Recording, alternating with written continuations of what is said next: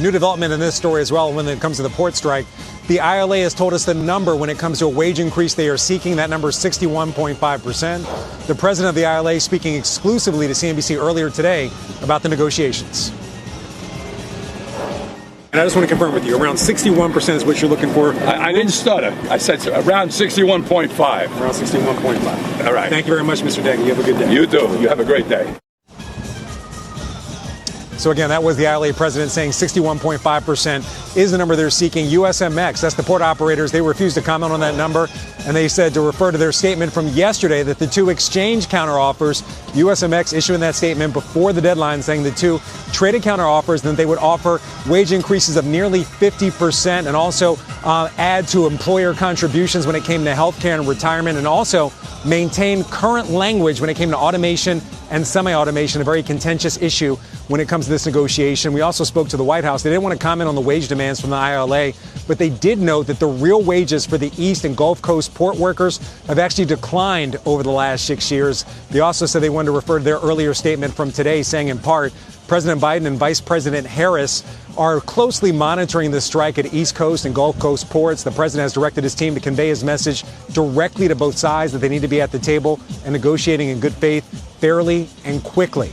The White House also maintaining it would not use the Taft-Hartley Act to keep ports open and force negotiations.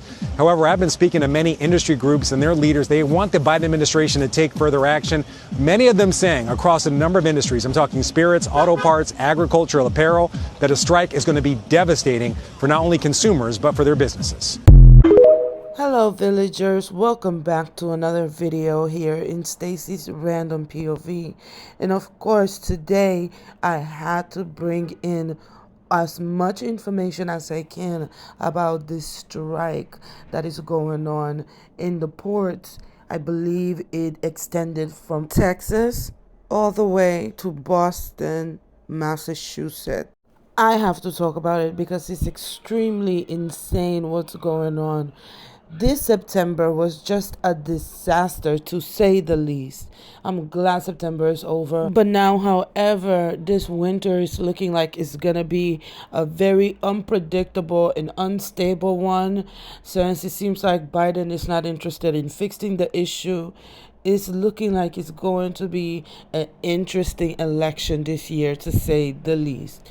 So with that being said, you guys already know how I like to do what I do here. I got together the best creators and people with the most interesting ideas to say about this matter. And I hope you guys take care, enjoy, and stick around for the rest of my commentary. Yeah, when you think about everything that this port has been through over the last couple of months, the Dolly container ship, right? You had the Key Bridge collapse, and now take a look at this. We have this major picket line that has just been growing throughout the day here at the Dundalk Marine Terminal. And these workers, they say they want better pay, better benefits, and a better job experience. Yeah. The frustration over pay on full vocal display. We want to work. We're just saying we need fair wages. How the hell can I go work at McDonald's and make what I'm making now? Makes no sense. But there's also real concern with these dock workers about automation. Basically machines that could take over many jobs along ports. There it is. There it is. It's all because of automation. Seems like the robots are threatening everybody's livelihood. Along ports throughout the country. What are we going to do with automation? What are we going to do with automation? At times during the morning, other port employees attempting to show up for work, they were blocked by picketers. Police on hand to keep everything moving peacefully. From the Northeast to Texas, thousands of dock workers now on strike, and they say they'll stay off the job until their demands are heard. That could have a direct impact on how quickly materials we all use and food we all eat are processed. We may be 60,000 members from Maine to Texas, but what we control in the economy is billions and billions and billions of dollars every day. Experts say for every week this strike drags on, the backlog at ports will grow by 4 to 6 weeks. And eventually the supply chain disruption will make its way to the prices we all pay. Put some juice on, man! In Baltimore, LA! Adam Tuss, News 4. Yeah.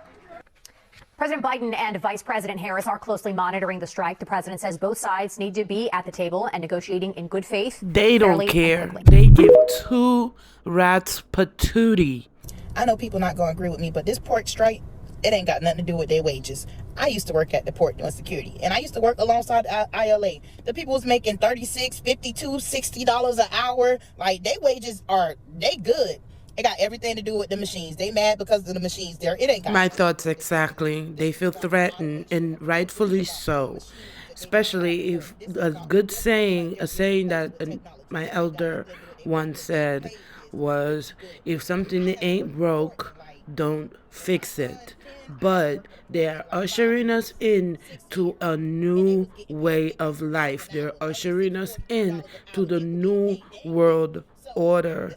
And that is why these workers are hurrying up, trying to get as much coins as they can so that they can survive. I just walked into the grocery stores and the shelves are empty. And the port workers have walked off the job and went on strike. This is not a test. This is really happening. This is that fear mongering that I do not like whatsoever, because that is what she's doing. She's only but in one aisle. Not everything in that store is completely empty, and she is just trying to create mass panic and mass disruption to the public, and that is not fair.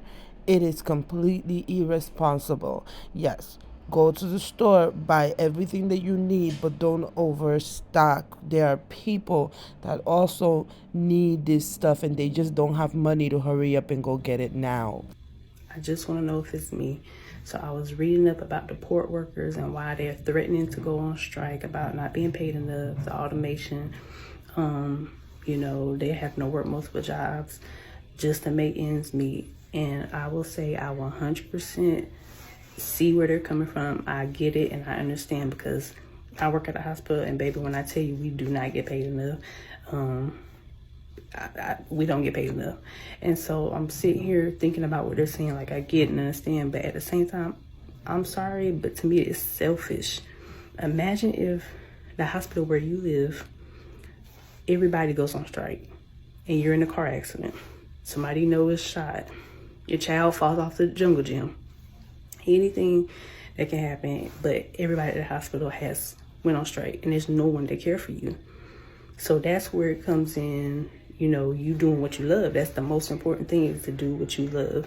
I get it. I get what she's saying, that it's not fair because they do so much for such little compensation.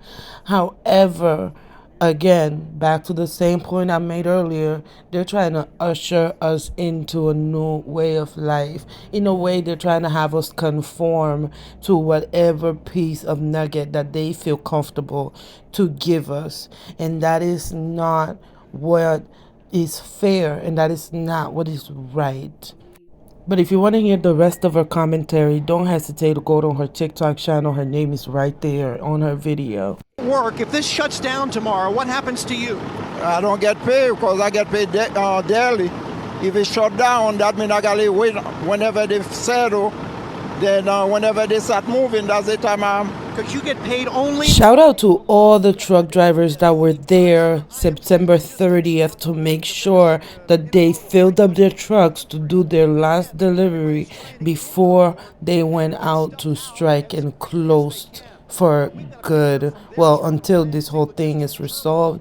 So I have to put credit where credit is due. A lot of these truck drivers were putting pedal to the metal and just on their P's and Q's and making sure that their logistics were all filled up to the T. Thing is trapped in there, because if this strike goes on for weeks, basically anything that's still inside the port is not going anywhere until that strike is over. So y'all remember back in COVID when nobody could buy a car because there was no cars? Well, get ready. Part 2 is about to happen. So this little port strike that is happening, I say little, it's not little, is going to absolutely cripple the car industry. From the actual cars themselves, car parts, aftermarket car parts, tires, oil, gas. You see where I'm going with this. So it's fair to say that the ports hold everything that makes this country move. So why aren't they being paid what they deserve to maintain said movements? My main concern is definitely going to be gas. God forbid if this goes on for a week or 2 weeks, or maybe 3 weeks, we could have a serious issue with gas supply.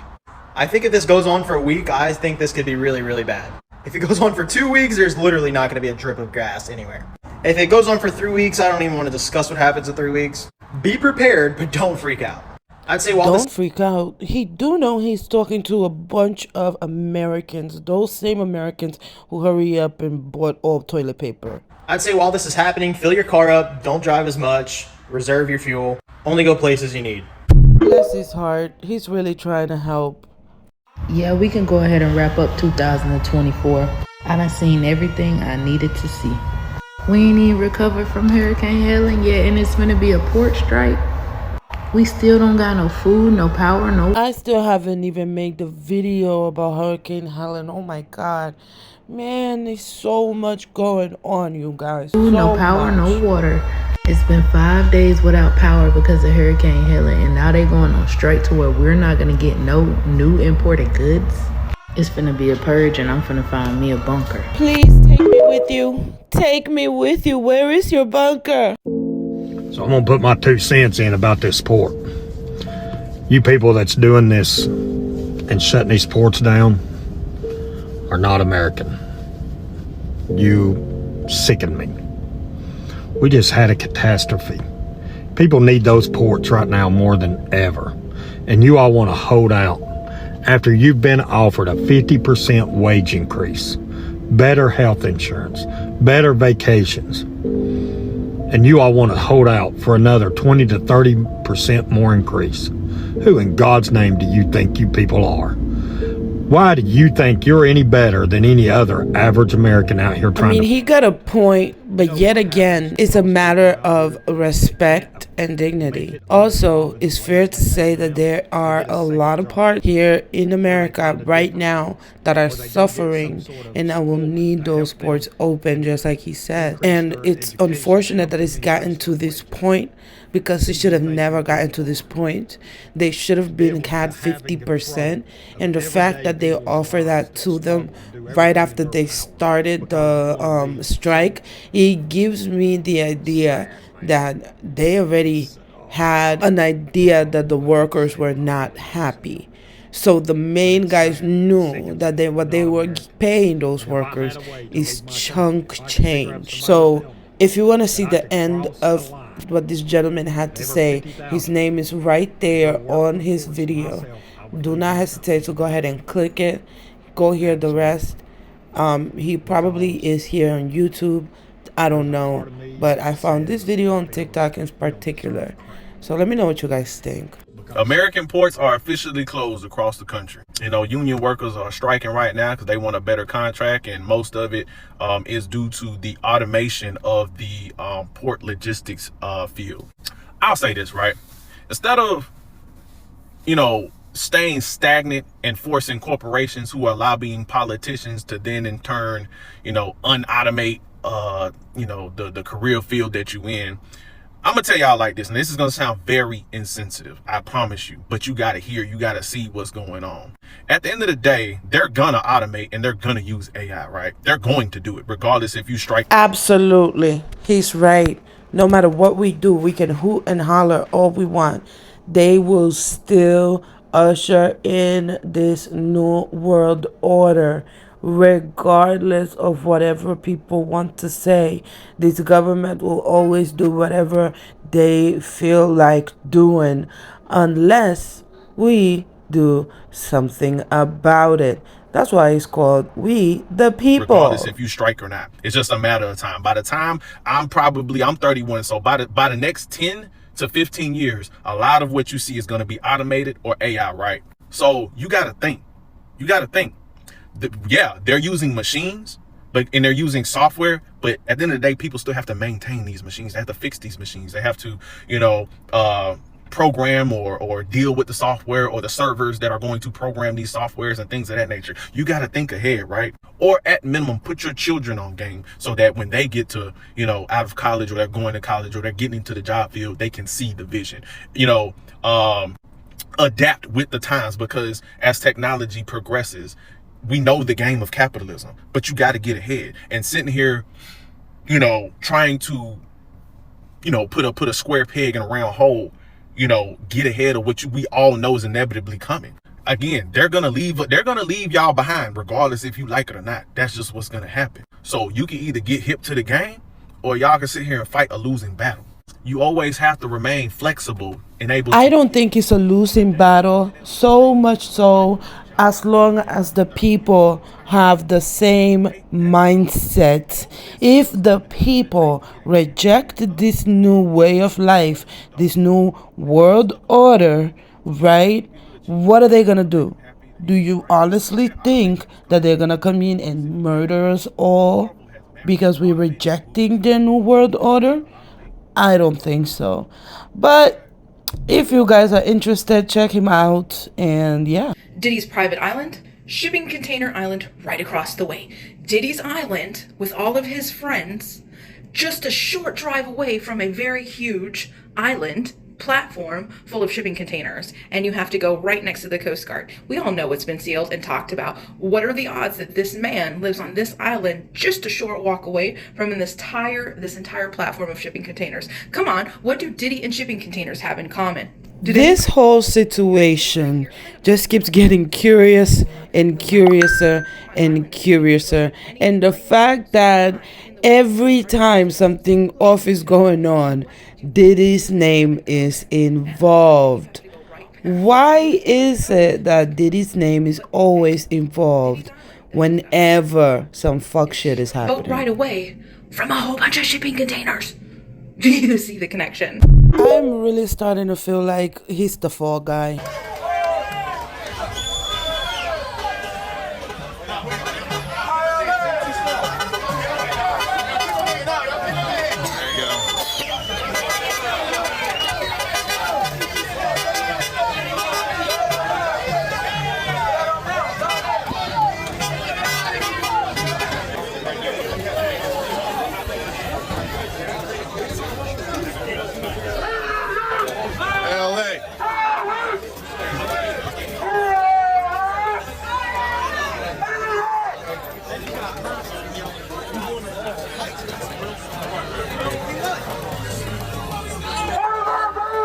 Shut him down. It's happening, all right. It is happening. And it's so funny to me how you see this crowd as a bunch of white and black people all striking. Yeah, I feel like this is all happening by design. The more and more I keep watching these videos over and over as I'm editing this video, you guys, they are literally trying to convince us that this actually matters. I mean, it does. Not that I'm saying that it don't matter, but I feel like something else is happening in the back end. I feel like there was some progress late yesterday that may have brought the two sides closer to a deal after months of stalled talks, but not close enough to avoid the first strike of East Coast ports in 47 years. It will impact nearly half of the nation's imports and more than 2/3 of containerized exports as dock workers strike at 14 ports spanning from Boston to Houston. For days leading up to the midnight deadline, crews were working virtually around the clock to move billions in cargo off ships and out of ports by truck and rail. Businesses have also been stocking up on additional inventory in anticipation of a strike. The International Longshoremen's Association, the union representing dock workers, is seeking higher pay and protections against automation replacing workers. According to one estimate, the strike could cost the economy up to $5 billion a day, and economists worry. Whoa, that's a lot of billions. I mean, if they are super essential. They just want to make sure that their jobs will be protected from robots. That's all they want. They want guaranteed protection for their future and for their family future. And who can blame them? Nobody. Man, it's so selfish that these union workers won't just suck up and go to work, knowing that if they don't, they could stall the entire U.S. economy. They know that their jobs are vital. So you're telling me you're willing to admit that they're an essential part of the economy, and that if they don't show up to work tomorrow, the entire economy might stall and could even crash because they're that vital to the economy? Well, yeah. I mean, they know that their jobs are essential and that they can cause some serious supply chain issues if they don't show up to work. So I think that they are extremely selfish if they don't go to work just because they don't get, enough money? Come on. We all are struggling right now. So we're willing to establish that they are an essential part of this economy and that if they do not show up to work tomorrow, everything might crash. And we know that they work for a company that makes billions of dollars in profit. Yet we're mad at the workers that are demanding to have fair, livable wages and fair working conditions and benefits that are comparable to other companies around the world. We're mad at them and not the company that is willing to risk the entire American economy just to make as much profits as possible. Make that make sense? You knew what I meant. Like, if they just go to work tomorrow. And this, ladies and gentlemen, yep, this is how some of the stupid people sound like. They're selfish. No, shut the fuck up.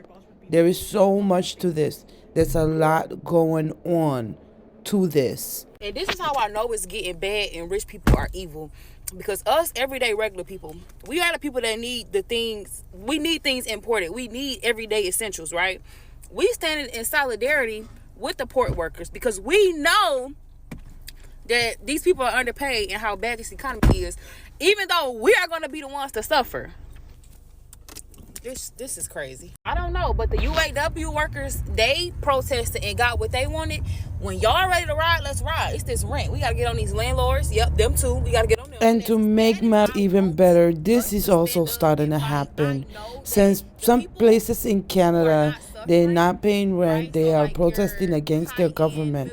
It seems like it is gonna trickle down here. It seems like a lot of people are ready to stop paying rent, to stop paying all of these individual bills, and start protesting the government. And please, don't blame me, don't shoot me, I'm just a messenger, I am not the planner. But this is what the streets are saying. We are so bad, the economy is so bad right now, that people are planning on doing the unthinkable just to survive. But they don't want to share. They'd rather see a fully automated terminal right here on the East Coast, so they can make more money. They have money crazy. But they don't, there's not one company that belongs to the United States. But they want to get rid of our jobs out of the United States. So that's why we're all fighting here. It's for jurisdiction, for health, it's for wages, it's for a whole bunch of stuff. And they don't want to come to the table and share. And that's why we're out here saying, you would never have this money if it wasn't for the unions up and down this coast. Houston, fighting every day during COVID. People get killed out here on this equipment. 17 people were killed within the last 2 years. 17 that didn't go home to their wives and families. Excuse me. It's terrible. Excuse me. They don't want to share with the profits. They try to make us look bad on the news saying it's a 76. It's not a 76. And we got people working for $20 an hour, operating multi-million-dollar pieces of equipment. $20 an hour. Last contract, you want to come in as a longshoreman, you got to work $20 an hour. You get that Home Depot. It's not fair. Minimum wage in the state of New Jersey is $15. Because yesterday, the Alliance tells us that you rejected 50% wage increase. Hey, let me tell you something. I started negotiations. I asked for $10 across the board. I was shooting for the moon. But my number was $5 across the board, which they can afford easily. Over 6 years, right? When the capital got in Washington, they tried to bring us down to $24, $4. We thought about it. We talked about it. They came back and said, oh no, we want $18. They said, I'm on news, right? I told them, go fuck yourself.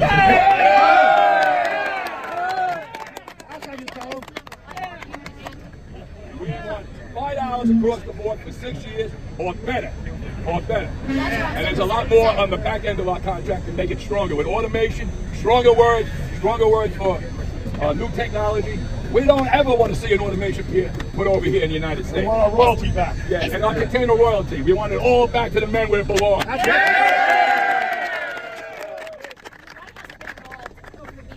Secretary of Labor, Julie Sue, has been terrific.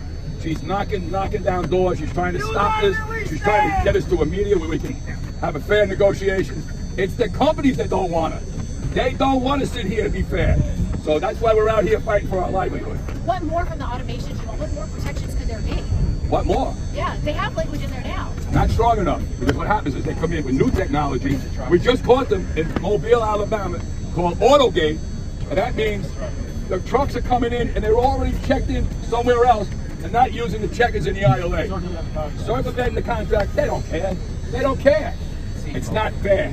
And if we don't put our foot down now, they would like to run over us, and we're not going to allow that. You are going to grind the economy to a halt here on the East Coast of all. Don't spin it now, because you're Fox News. Come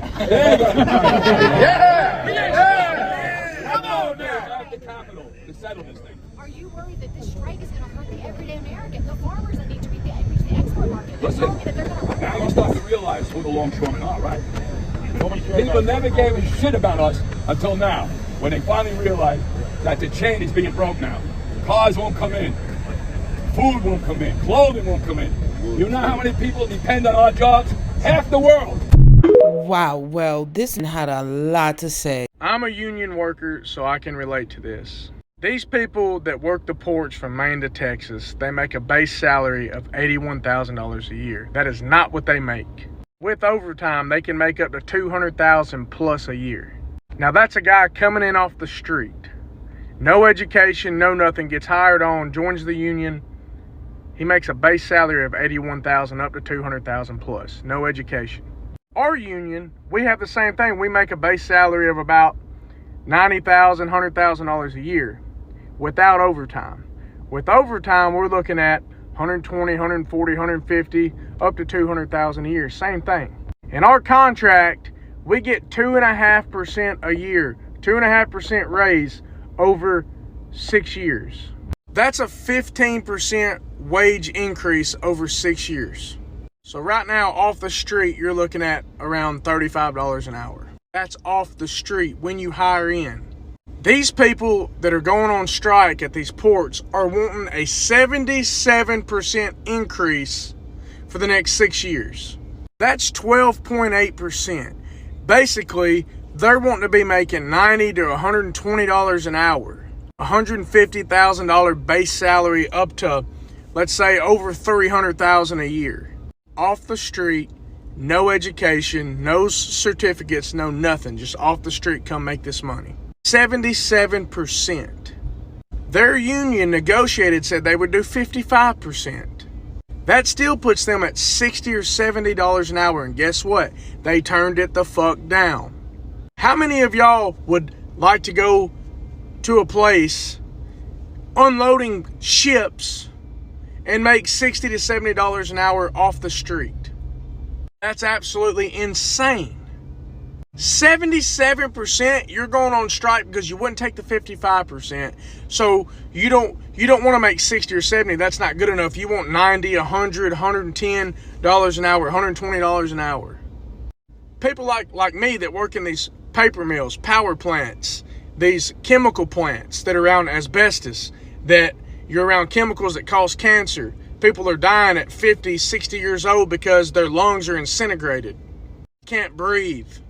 But you know what? We don't go on strike because we got families to feed.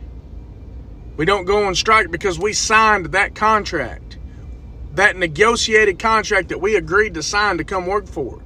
So all of y'all, and on top of being a part of a union, you've got pension plans, you've got 401ks out the ass, you've got the best insurance in the world. You've got some great shit that go with your wage. And you have an opportunity to make up to $200,000 a year. So yeah, for people like me and people, it kind of rubs you wrong because they're on strike down there wanting $120 an hour off the street. That's insane. Well, he said what he said, so, I mean, he knows the trade. Okay, I work in shipping, and I'm going to tell you, dock workers are whiny little girls. They are shutting down the docks because they want a 70% increase. Dock workers, like they are, already make some of the highest wages in the country. They want you to start paying more so they can make over $100,000 a year just to unload a truck. It's ridiculous, and they're getting greedy, and what's going to happen is they're going to be replaced with automated trucks, more automated things to unload these trucks. I'm sorry, but I'm not willing to pay more so that you can make twice what I make already. Interesting, and don't worry, I got more for ya. And after these port workers get off strike, we going on strike and not paying rent. Hello, thanks for coming to my TED And this Talk. is just the beginning. He's not the only one who thinks this way. I come here for 7 years. I pulled the trash and the debris out of here for the Port of Baltimore, and the officer told me to come back and go in there to get out of my way, and they attacked me and broke the windshield and lacerated my face. Look at it. Wow, I am so sorry for this man. Apparently, the cops were breaking skulls yesterday, but just because they wanted to get rid of the people who were striking.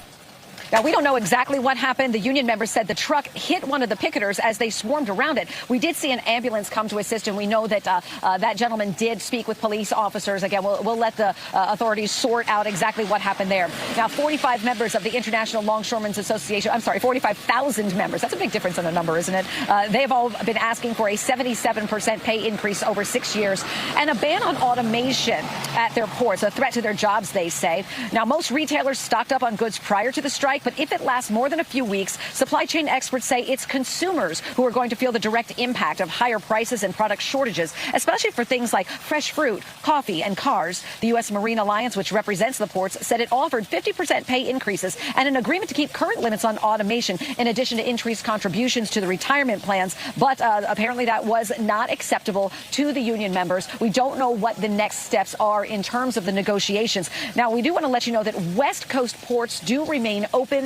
They are a different union and working under a different contract, and many supply chain leaders have rerouted some of their goods and supplies. But on the East Coast, it's going to have to be a wait-and-see situation as to how directly everyone is impacted. I want to let you know that, again, we are going to try to get an interview with one of the local union leaders here as soon as we sign off. And if we get anything from their point of view, we'll be sure to bring it to you. Curiouser and curiouser the more this develops. Here's how the port strikes are going to affect your next grocery trip. The ports from Miami to Maine are on strike. That is the East Coast ports. The West Coast is not on strike. They already made a deal. And we are still looking pretty good with the ports that go across the northern or southern border. I used to work for a produce buyer in Baltimore. I know a lot about this. The first thing you're going to notice is that bananas won't be available. That's because almost all bananas come through the Port of Delaware, which is on strike right now, and they are quick ripening. They don't go to a ripening house or cold storage or a warehouse. What comes in pretty much gets emergency shipped to your supermarket that day. But there will be plenty of other produce for you to choose from. It's apple season. Grab some apples. Before I say this next part, I want to remind you that we have warehouses full of this stuff. You will not see a disruption to the supply chain for 4 to 6 weeks.